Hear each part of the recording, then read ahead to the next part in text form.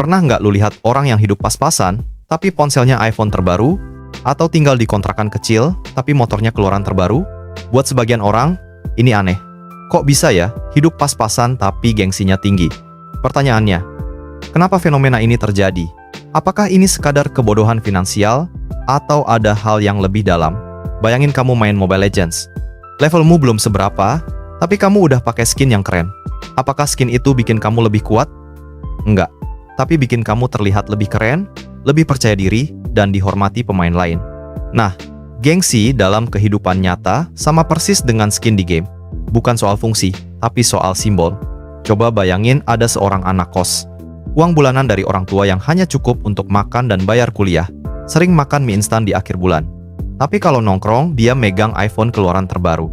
Atau bayangin seorang buruh pabrik. Gajinya pas-pasan buat biaya hidup. Tapi dia rela ngutang motor NMAX. Karena di lingkaran temannya, motor itulah simbol keren. Secara logika, ini jelas salah. Harusnya uang dipakai buat kebutuhan pokok. Tapi kalau dilihat dari sisi sosial, justru masuk akal banget. Karena di masyarakat, harga diri sering kali diukur dari simbol yang terlihat. Pertanyaannya, apakah ini sekadar gengsi atau ada sesuatu yang lebih dalam?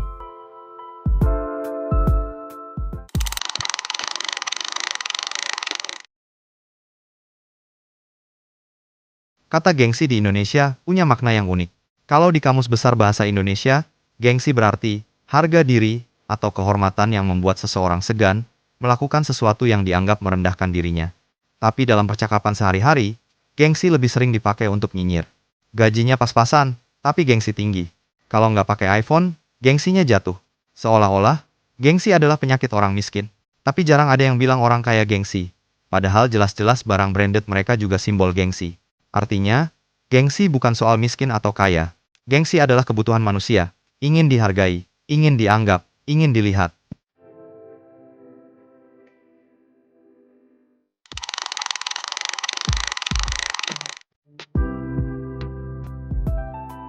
Coba kita lihat data dulu. Menurut BPS, pengeluaran terbesar rumah tangga menengah ke bawah jelas buat kebutuhan dasar, makanan pokok, beras, lauk pauk. Tapi selalu ada pengeluaran lain. Rokok, pulsa, kuota internet, bahkan cicilan motor atau HP. Nah, disinilah biasanya stigma muncul, ngapain miskin beli rokok, ngapain miskin beli iPhone. Tapi mari kita realistis. Apakah benar, rokok atau HP cuma soal gengsi? Atau ada fungsi lain yang lebih dalam? Misalnya, rokok, selain adiktif, juga jadi alat sosial. Ngerokok bareng itu cara gampang buat ngobrol, buat masuk dalam pergaulan. Motor, di kota besar mungkin mewah, tapi di desa motor itu kaki kedua. Tanpa motor, banyak orang nggak bisa kerja. Jadi, ketika orang miskin membeli barang-barang yang kita anggap gengsi, bisa jadi itu strategi bertahan hidup.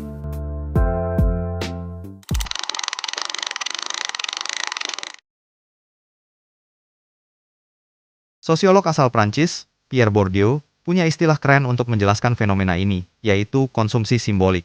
Artinya, barang yang kita beli bukan cuma soal fungsi, tapi juga soal makna dan simbol sosial. Ambil contoh motor. Motor bukan sekadar alat transportasi. Dia juga simbol status. Motor keluaran lama, kamu dianggap biasa-biasa aja. Motor baru, kamu bisa dipandang lebih sukses, lebih modern. Handphone juga sama. HP bukan lagi sekadar alat komunikasi. Dia jadi tanda, gue update, gue modern, gue mampu. Dan bagi orang miskin, pengakuan ini lebih penting lagi. Karena di banyak kesempatan, mereka sudah kehilangan banyak hal, yaitu akses pendidikan, kesehatan, pekerjaan layak. Satu-satunya yang bisa mereka jaga adalah martabat sosial, dan itu diwujudkan lewat gengsi. Makanya, buat sebagian orang miskin, punya iPhone lebih penting daripada punya tabungan. Karena iPhone bukan sekadar alat, tapi simbol gue setara dengan lu. Kalau diibaratkan game RPG, kamu bisa punya pedang kayu, yang bisa dipakai bertarung. Fungsinya cukup. Tapi begitu kamu punya pedang legendaris, semua orang langsung respect. Bukan pedangnya yang penting, tapi simbol yang melekat. Itulah konsumsi simbolik. Yaitu membeli barang bukan untuk kebutuhan praktis, tapi untuk menunjukkan identitas dan status sosial.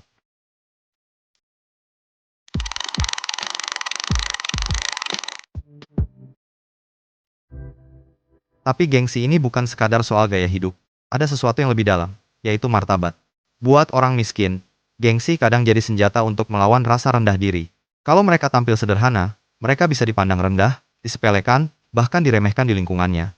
Gengsi jadi cara untuk menjaga harga diri. Bayangin kalau sekolah nggak ada seragam. Anak kaya bisa pakai baju branded, anak miskin kelihatan lusuh. Akan ada jurang pemisah yang jelas banget. Nah, seragam itu ibarat penyetaraan. Tapi di luar sekolah, orang miskin nggak punya seragam untuk menyamakan status. Maka, gengsi jadi seragam tak resmi, yang mereka pakai supaya nggak terlihat kalah. Di kampung, kalau ada hajatan, semua orang diminta nyumbang. Kalau nggak nyumbang, meski miskin, akan dicap pelit. Jadi, gengsi bukan sekadar pamer, tapi strategi sosial untuk bertahan.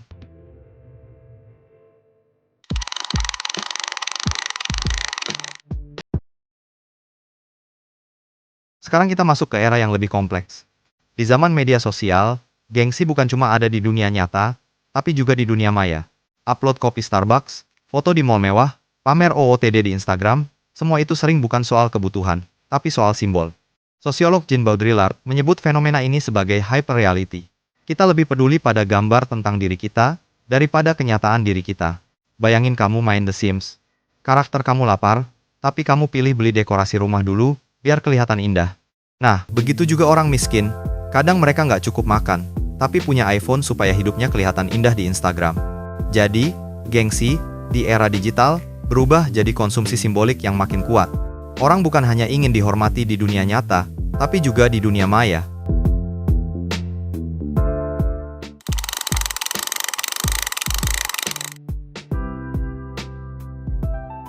Lucunya, sistem ekonomi kita malah memperparah masalah ini.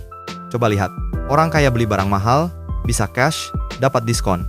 Orang miskin beli barang yang sama, harus kredit, bunganya bikin lebih mahal. Artinya, orang miskin membayar harga gengsi yang lebih tinggi dibanding orang kaya. Dan parahnya, media sosial, bahkan influencer, semua mendorong konsumsi simbolik. HP baru, motor baru, baju baru, semua didesain untuk bikin kita merasa kurang kalau nggak ikut tren.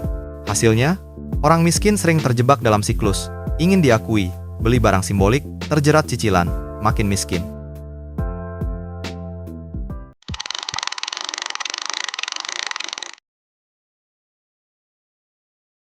Sekarang kita balik lagi ke pertanyaan awal, kenapa orang miskin gengsinya tinggi?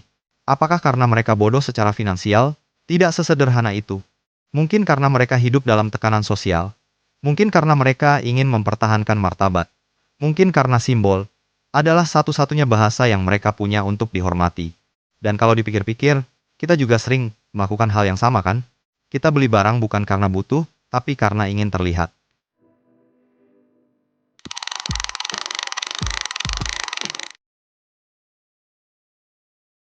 Jadi sekarang, benarkah orang miskin gengsinya tinggi? Atau, gengsi itu hanyalah label yang kita pakai untuk menyalahkan mereka? Karena kalau kita jujur, gengsi bukan monopoli orang miskin.